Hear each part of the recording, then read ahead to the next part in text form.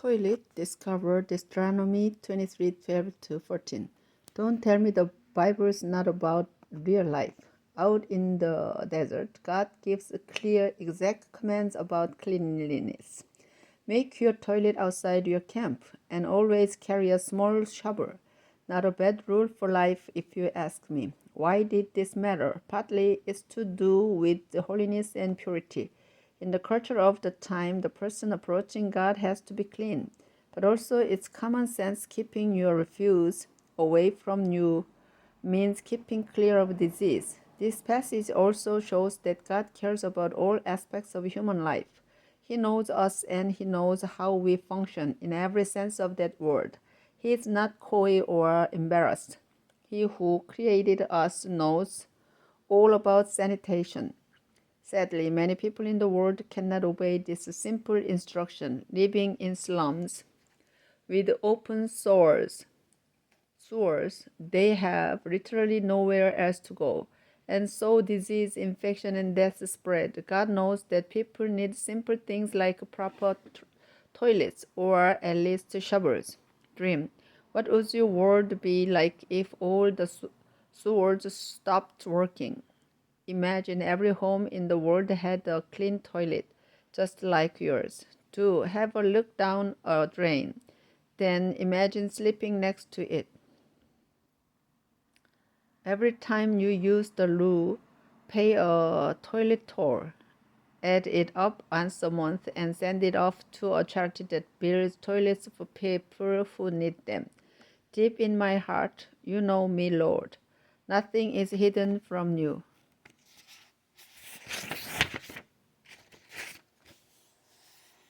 Obedience. Discover Acts 5:29-42. It's interesting to notice how often the Christians of the early church were in prison. Although Paul advises that Christians should obey the rulers and authorities and not be rebellious, Titus 3:1, he spent many years in jail for refusing to behave himself. Faced with unjust, ungodly laws, Christians have chosen the path of civil disobedience. Jesus went ballistic in the temple. The prophets staged protests. The early church refused to worship Caesar. Here, Peter and the apostles lay down the ground rules. We must obey God rather than people. When the two come into conflict, God wins. In recent years, the church has played a prominent role in civil disobedience. Christians helped with the underground railroad that saved the lives of thousands of escaping slaves in America. In World War II, Christians organized shelter for Jews escaping the Nazis. Christians have been prominent campaigners against apartheid, discrimination, and war. There are higher laws. There are the demands of God to be faced before the demands of people. The apostles were tried, abused, beaten. Why? Because they were divinely disobedient. Dream, what would cause you to protest against the human law? What steps should you take first? 2. Go on, stick your neck out. Support a group with whose action or campaign you can wholeheartedly agree. Lord, sometimes people need to have courage to be obedient, those with power and those without. I too need courage. You are an awesome God. Protect me and my desire to honor you with my life. Stone, discover Proverbs 23:10-11. In many parts of the world, land is desirable. Good locations, fertile land, mining rights. Whatever the attraction, people will do what they can to get hold of it. Governments and powerful cartels think nothing of driving people from their land, bulldozing houses, redrawing boundaries, building walls. Slums are bulldozed to make shopping malls. Villages are flooded by enormous dams. Traditional lands are taken from their ancient owners. So often the victims are the poor who have to watch the little they have been taken away from them as they are unable to afford the legal fees to fight their case. Who will defend their rights? Here we see that such people have a defender in God. Proverbs warns against moving the stones that mark the boundaries of people's land. In the original Hebrew, God is portrayed as the next of kin, the Redeemer. Part of the Redeemer's role was to buy back family land that had been lost. God will take that part. He will fight on behalf of his family. Who will fight for these people? Who will be their kinsfolk? God will, and perhaps we will too. Dream, imagine a world where no one fights over land. Everyone is content with their own territory. Everyone shares resources fairly. Everyone respects others' needs.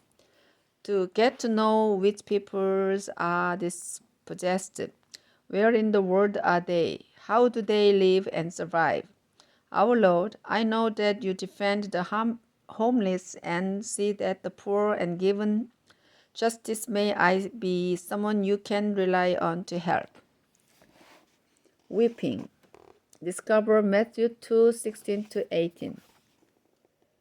Voices crying, women weeping. An army sweeps through a small town in Israel, carrying out orders. Bethlehem was small. The victims might not have numbered more than about a dozen, but surely if every victim had a mother, and just as surely every mother cried. This scene has been replicated throughout history. In the 1970s and 1980s, dictatorships in Argentina and Chile disappeared thousands of their citizens. In Chile, mothers of the disappeared protested by dancing alone without partners to symbolize their missing sons. In Argentina, mothers of the missing marched around the Plaza de Mayo in Buenos Aires, wearing photographs of those who had gone. From the massacre of a village to the murder of a nation, many dictators have done exactly the same. Each of their victims has someone who grieves.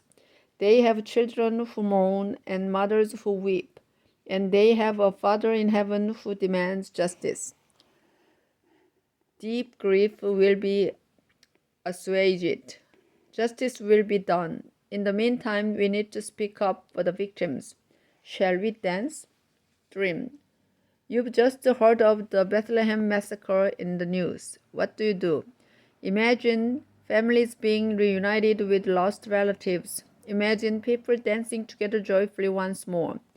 Do dispense with the stiff upper lip. Well, let the plight of others move you to tears. Celebrate the fact that you are free and can take action without being overcome by despair. Write, ring, give money, pray. Matthew quotes from Jeremiah 31:15. Read on a bit. Does it give you hope? Lord, when I'm brought low with despair, help me to praise you again. Dream. Torture. Discover Luke 21:10-19. The path of following Jesus often leads to persecution. For those of us in the West, with its culture of freedom and choice, it is easy to forget that in other parts of the world, certain decisions mean oppression, exclusion, persecution, and even death. Jesus makes plain the consequences of such a choice. His followers will be persecuted both by the religious and by the secular authorities. Their own families will turn against them. They will be hated because of him. And this is indeed what happened to Peter, Paul, John, and James, not to mention many other lesser known names down the years.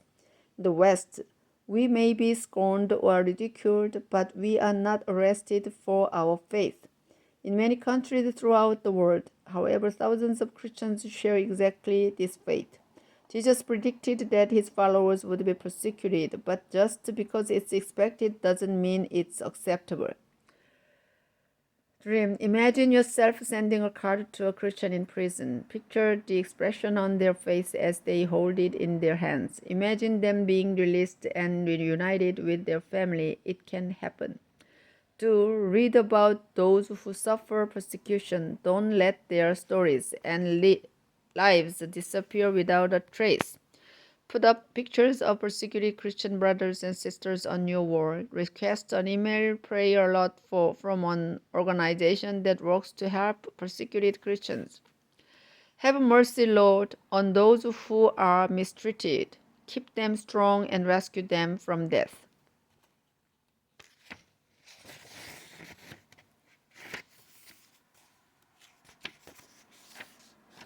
Tools. Discover 1 Samuel 13:19-21. If someone shows disdain for art or culture, we call them an ignorant Philistine. This is deeply Philistinist. Philistines were cultivated people, especially good at metalwork, which was how they oppressed the Israelites for so long. Iron was used for its strength and hardness, for objects such as axes, chisels, hoes, plows, and weapons. The Philistines kept the iron-working technology to themselves, and therefore Israel was dependent upon the Philistines for repairing their agricultural tools. The Israelites had no choice but to pay exorbitant prices. Obviously, withholding technology as a means of controlling other nations goes back a long way. In our day, the West still has the best technology, more computers, better science, internet access, telephony, electricity. It's all ours and we'll allow you some of it, but only if you can pay. People can be starved of technology just as they can be starved of food. They can be denied the opportunity to develop the tools they need to develop. That way, we can keep you poor and charge you high prices at the same time. Dream. What would the world be like if everybody had the same equipment at their fingertips as you have, at work and in your home? Do. Look through the pages of an alternate gift catalog. Find a picture of something you have in your home, pens and paper, nails and screws, a radio. Send money so that others can have something you can't do without. God, you are on the side of every good person and you protected the poor. Use me to further their plans, not to spoil them. Make me like you, Lord. Scroll, discover Luke 4:16-21. Imagine the scene. Jesus back in his hometown where he grew up as a boy and learned the builder's trade. And someone said to him, "So, what are you doing with yourself these days here in the synagogue?" He answers the question. He unrolls the scroll and reads from Isaiah 61, 1-2. This says Jesus is the Jubilee, the year of the Lord's favor, the year of forgiveness, the expression of God's love for the poor. It is Jesus' manifesto, his job description, his statement of intent. He has come to be good news for the poor, the imprisoned, the blind, all who suffer. He sets the pattern and calls people to the banquet with God. But Jesus brings more to the party. Good news for the poor is not just someone to tell them they are forgiven. It is also someone to lift them out of poverty. Good news for the homeless is the love of God and a roof over their heads. As followers of Jesus, this is our mission. We tell people about the saving love of Jesus and we show them what he is like. Dream. Try to sum up your own mission or manifesto. Has anyone noticed what it is? Do. Write out your mission or manifesto, then put it into action for 21 days. By that time, it should become second nature to you. God our Father, thank you for Jesus who has given us a window onto your rays. Thank you for your love. You give a helping hand to everyone who falls.